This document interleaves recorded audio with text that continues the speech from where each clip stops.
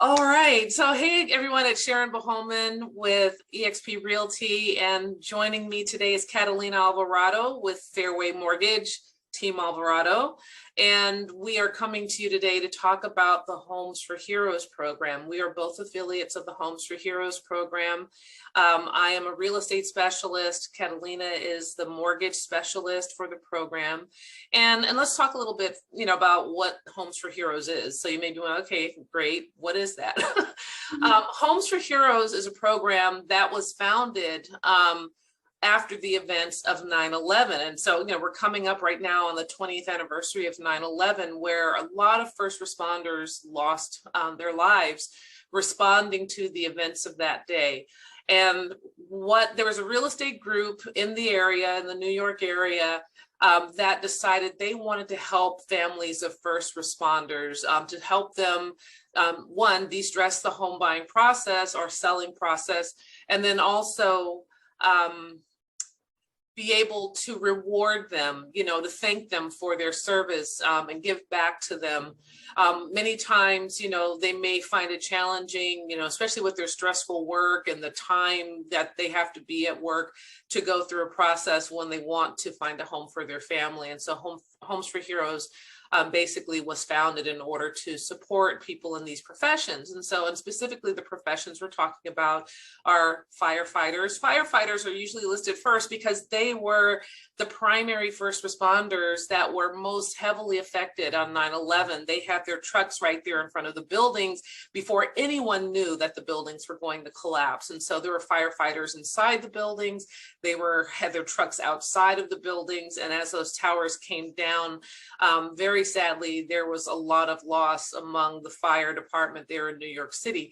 And so firefighters, emergency medical technicians, law enforcement, our military, so whether you're active duty, in reserves or a veteran, our healthcare workers, including nurses, doctors, and other healthcare practitioners, and then our teachers and others that support the education system. The program is designed to support you who are in positions where you're constantly giving to our community. While everyone else is running away from these situations that are taking place, you are usually running to the problem that's happening. And so we want to support you and give back. And so that just gives you a bit of a background on the Homes for Heroes program. And Catalina, I want to invite you in to talk a bit about, since we're coming up on this anniversary, what are your memories of where you were and kind of how you were feeling the day that 9/11 occurred and the news began to unfold before our eyes? Yeah, I was actually working from home that day, and the minute my husband was, there too, and we started hearing about it, and I stopped. I did nothing but listen to what was going on and was in tears. It was just very devastating. Yeah. I think all of us. For me, I've been a single mom for a long time. I've gone through a lot of stuff, so it's not easy for me to fall in tears and things like that. But that day, oh my God, it was so devastating, and there was so much pain going on around the whole world, and you just couldn't help it but to feel it and really feel like being part of that, devastating event. Something that, gosh, I just hope that we never ever go through that again. Seriously, all the lives that were lost and families that were left behind and so on. I did had an opportunity to visit New York about 5 years ago, and I couldn't walk into the building itself because they have a museum there. And I tried. I walked in, and I just had to walk right out. It was just, I don't know. Like I said, being through something like that again, I don't know that I could, respond to it very well, like everybody else out there. Yeah. So very, very devastating. It's something that you still wonder to this date, why? Right. Why, why hurt the innocent ones, right? And it makes you appreciate the veterans a lot more. I mean, look what they do to keep us safe. It's just, can't thank them enough. I don't even think that they're rewarded enough to what they go through. I agree. Yeah. They put their lives at risk for every single one of us Americans. Mm-hmm. Yeah, I mean, that is so true. And it's interesting because last night, I was up really late working on stuff, and I was watching like an online channel, and very late. And I mean, I think like 1 o'clock in the morning, because sometimes I just, sometimes you got to take advantage of those quiet hours. Yeah. And there was a 2-hour program, a movie that came on that went through all of the events from that day through the eyes of survivors. These were people who were actually in the Twin Towers on when the attacks took place and managed to get out of the building and survive that awful attack. And they give their account. And as I watched it, I couldn't even imagine the post-traumatic stress they must have from having experienced an event like that. Here I was clear across the country, and so they're 3 hours ahead of us, and I was living in Hayward at the time, and I was working in Solano County. So, I was just dropping my daughter off at school, and I'm on the road driving, to Solano, and I got down to Mission Boulevard because I lived near Hayward High School, and I got down to Mission Boulevard. I had KCBS on, and I was hearing them report on this. And so this was like 7:30 in the morning here. So it was already about 10:30, and the planes had already crashed into the towers. And I'm like, what? It was almost surreal. Like, what are they talking about? And when you're listening to it on the radio and you don't really have the visual, it's kind of hard to imagine. But by the time I arrived to my destination in Solano, I had an opportunity to be able to actually see the footage, and it was surreal. It was almost like that can't be happening. But the crazy thing is, as you're listening to the radio or you're watching the news, you're hearing the reports. First it was the North Tower, then the South Tower, then the plane went down in Pennsylvania, and you're just like, whoa. And so when you're on the other side of the world, it seems so far away, but like you were saying, it really brings home how we take for granted the freedoms and the safety that we have in this country. Not only because, I agree with you. I'm a veteran wife, and so I'm so grateful for the service that our military, active duty, our reserves, and our veterans, what they have done to help us maintain the freedoms that we enjoy and very much take for granted in this country. But it really brought to light the fact that often overlooked and taken for granted are our first responders. Our firefighters are the front line. Any 911 call comes in, they're the first ones to go and arrive on scene. And, before law enforcement gets there, and even before the ambulance gets there, the fire department is there. And that's something about this program that I really love, because being able to give that support to the firefighters, to law enforcement, to our military. And then even though they were brought on before this whole pandemic, our nurses, they're frontline workers. They're the ones who are having to really handle everything that's been thrown at the medical system, and particularly in hospitals and situations where people are needing to be treated, oftentimes without enough of the PPE needed to protect themselves, but they were willing to put themselves in harm's way to help other people. And then with our teachers, that's been kind of a mixed bag that's been politicized. I don't want to get into the political aspects of it, but our teachers, many of us rely heavily on teachers to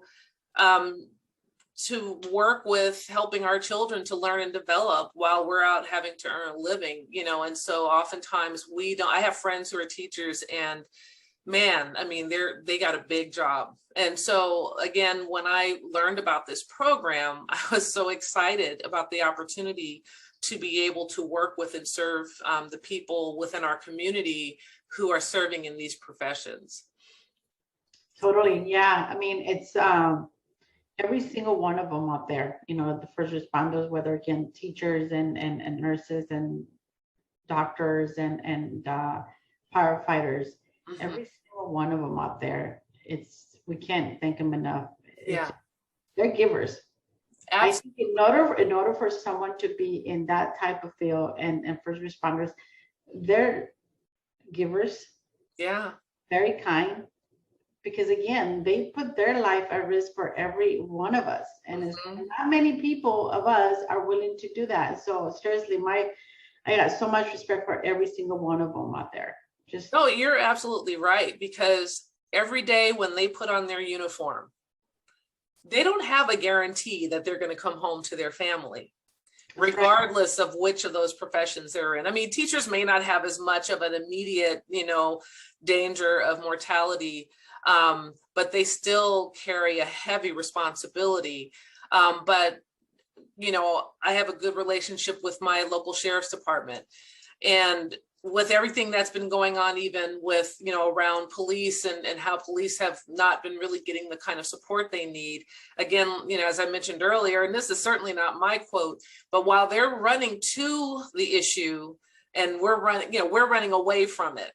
And so when something's happening and you feel unsafe, it always helps to know that I can call for help and have someone come and address the situation. And I can say, at least for myself, my relationship with my local sheriff's department, I have found them to be very responsive. I've had really good experiences with my local sheriff's department. I think if more people engaged with their law enforcement that serves their community, they would find that they could have a much better relationship with law enforcement.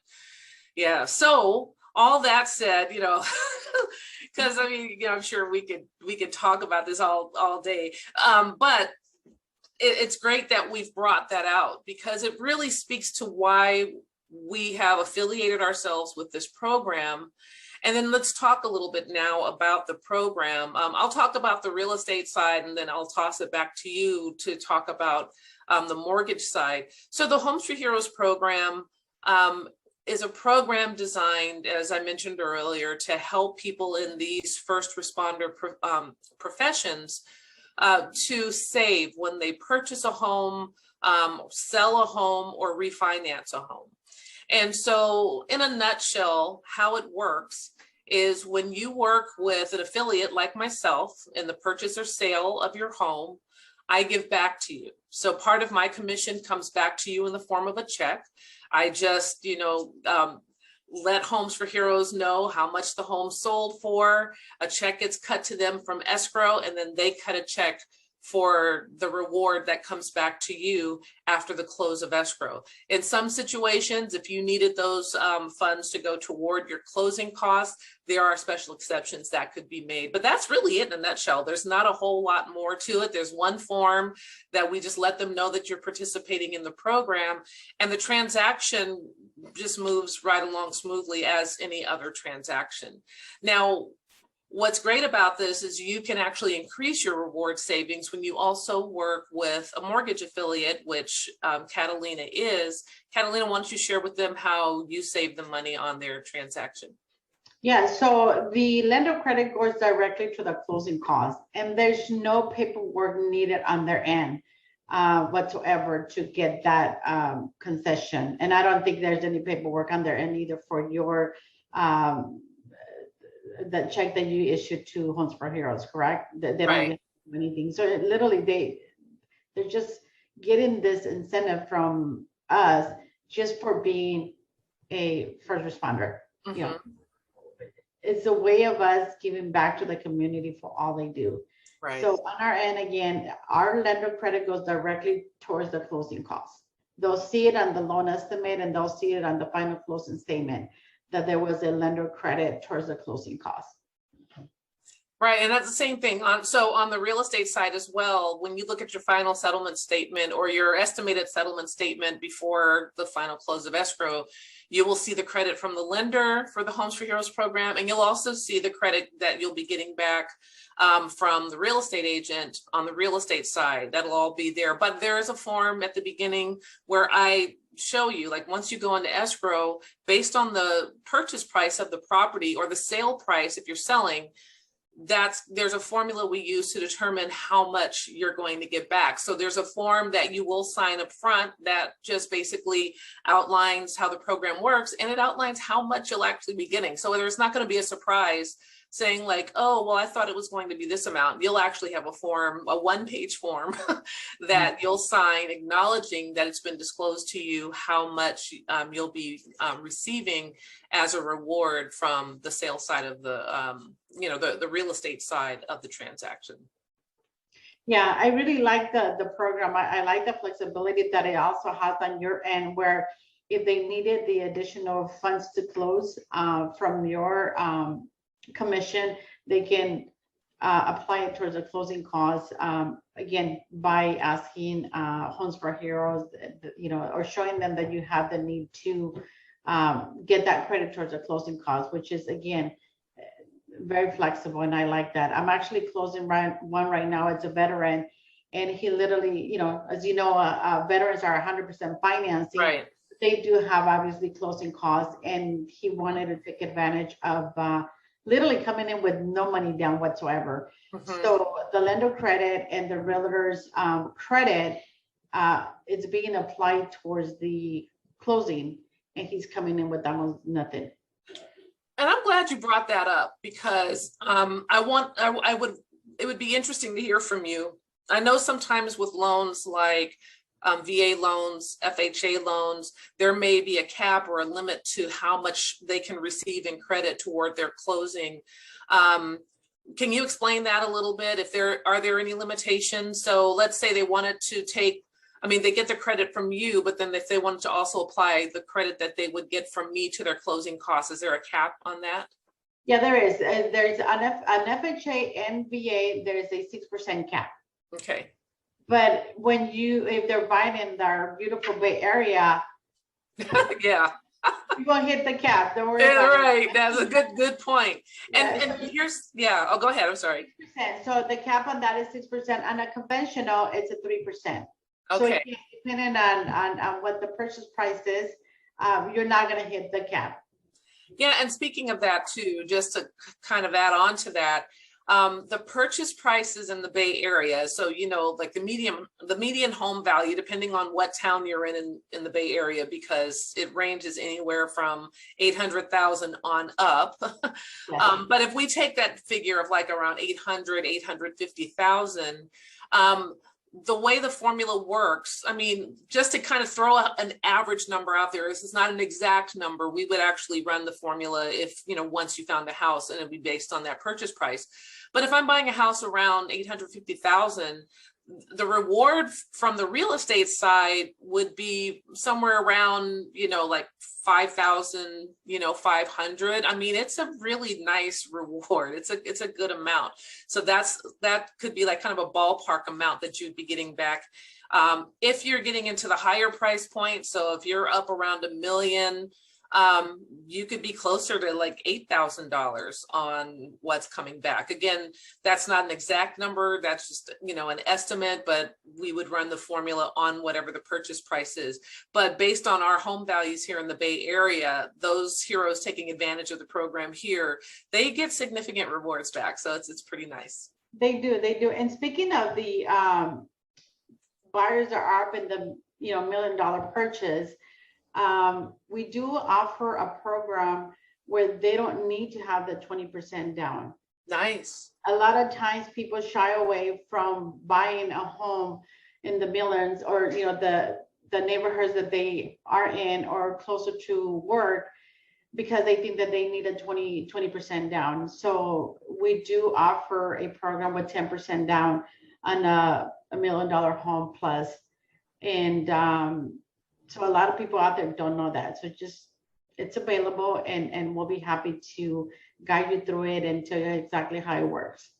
Yeah, that's great to know, because without getting too deep into the weeds on it, but we've got our loan limits, our conventional loan limits.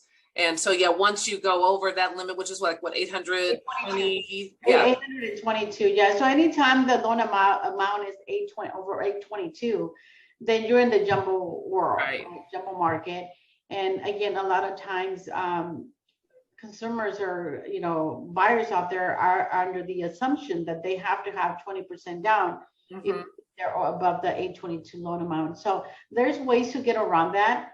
And I closed a few of them, and they were like blown away because they had been looking at property and going to different lenders where every single one of them was asking for 20% down.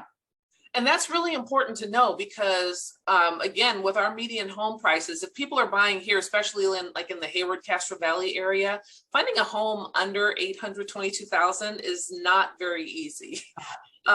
You know, I mean, here in like Castro Valley, the median home value is like up in the high 900, you know, like $1 million range.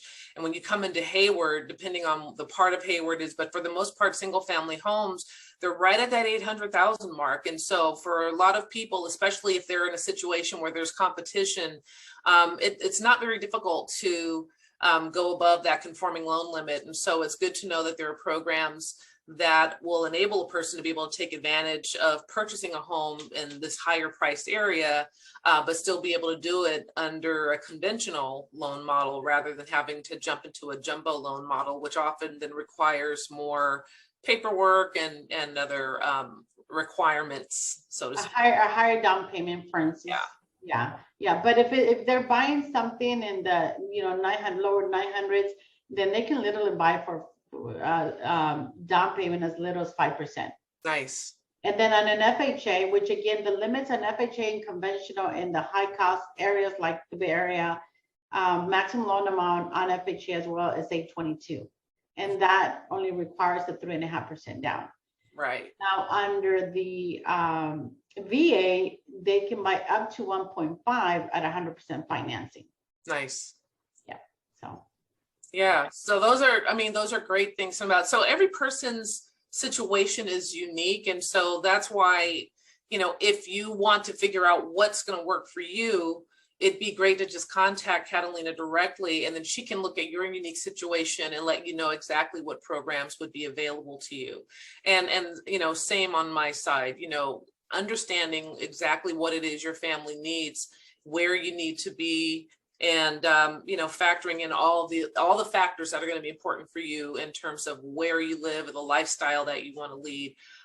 Talking to us so that we can sort of work through how we can get you there. You know, that's the core thing, you know. So our contact information is right below. And if you have any questions, feel free to reach out. If you would like us to come to your organization, so if you're a first responder and you would like for us to come and do a lunch and learn, or we can even do an online Zoom lunch and learn, where people can learn more about the program, they can ask questions about the program. Again, please reach out to either of us so that we can help you to learn how you can take advantage of this program and support those who work within your field. That is correct. So give us a call, let us know how we can help and guide you through this program and allow us to give back to you. All right, well, thank you, Catalina. And thank you all for taking the time to watch this. You know, and we look forward to being able to answer any questions you may have. Have a great day.